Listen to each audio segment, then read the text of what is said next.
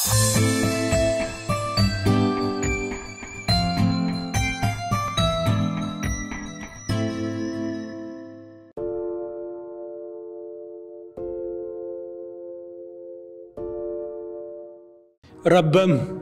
hikmet bilen aş köngülümni, halkım anlasın sözümni.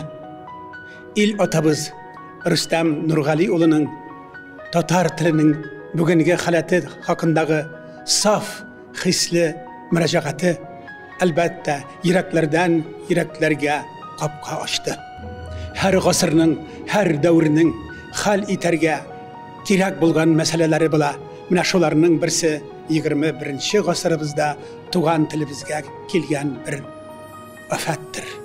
Biz bit öz ilimizde, öz yerimizde, öz üyimizde, öz köyümüz bilsin deyip yaşayız. Tatar halk makalinde sandugaş uyasında sayrıydılar. Ne işin sıngalı bizning yurttağı, bizning üydegi sandugaş, bizning şe sayramay. Agar da birer millet özün tanqidlaw kabiliyatini yo'qotsa, ol o'zi de turmush sahnasidan yo'qolar. Mana bizning Ufa bosh qalabizda Tatar litseyina ata-onalar balalarini ketirib topshiralarda bizning balaga endi Tatar tili kerak emas, Tatar tili darslarni yuritmagiz deb xabar salalar. Ko'rasiz, naq g'olimlar aytgancha, kakri og'ashning shavlasi turi bulmaz. Ahli İslam g'olimlarimiz bulay deganlar, dunyoga kelib de haqni bilmagan, tarixni o'qib da g'ibrat olmagan. Sening de amel defterin tirilir bir gün o'rining cehennemde jeydir bir gün. Sütün imizib de tilin suydirmagan onası, urmanga kirib de tayoq tabolmagan otasi. Sening de amel defterin tirilir bir gün o'rining cehennemde jeydir bir gün deb bizga kisatalar. Şunun içinde suyukli peygamberimiz bizlerge tuğan tiligizni, dinigizni balalarınızga öğretmegiz. Balalarınızdan dinigizni, tiligizni süydirigiz deyip nasihat ede. Rüstem Nurgali ulu'nun ushbu tuğan til hakkındaki müracaatı elbette ol köngüllerimizde bir ümit uyata. Ümit, ol bit o'zi bir qutuluv yolu. Ümiti var kişinin kileşegi var, kileşegi barlarının hıyalları da var.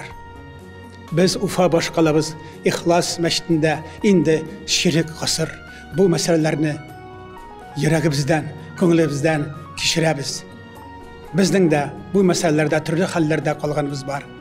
Lakin halkımız tuğan tilimizge ulu muhabbet yürüte.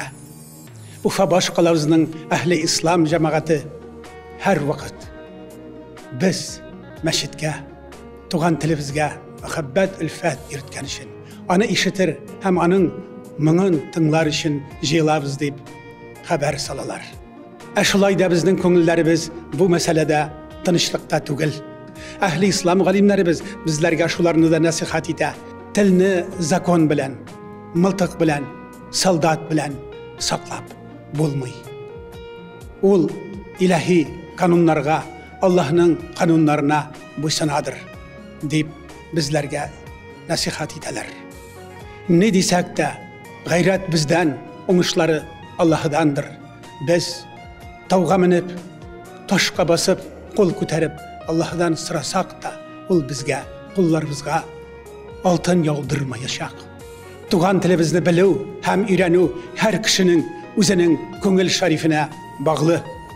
Burunғы garab makalinde adam balası bilmegenin inkar iter degen.